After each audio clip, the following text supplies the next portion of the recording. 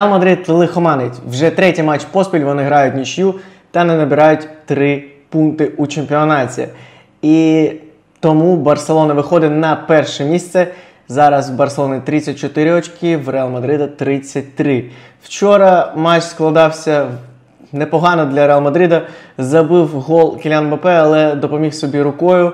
Тому цей гол не зарахували, і через минуту вже Жирона забила гол. Пас Віктора Циганкова, дуже класний пас на Онахі. І він забиває гол під кінець першого тайму, і на перерву йдуть з рахунком 1-0, Жирона веде. Другий тайм повністю за Реал Мадридом, вони мали забивати більше одного голу. Тим паче вони забили тільки з пенальті, з гри вони не забивали, хоча награли на 2-3 голи. Жирона відстояла, дотерпіла і здобула це важливе очко. Барселона на свій матч виграє 3-1 в свій день народження, тому Реал Мадрид вже другий.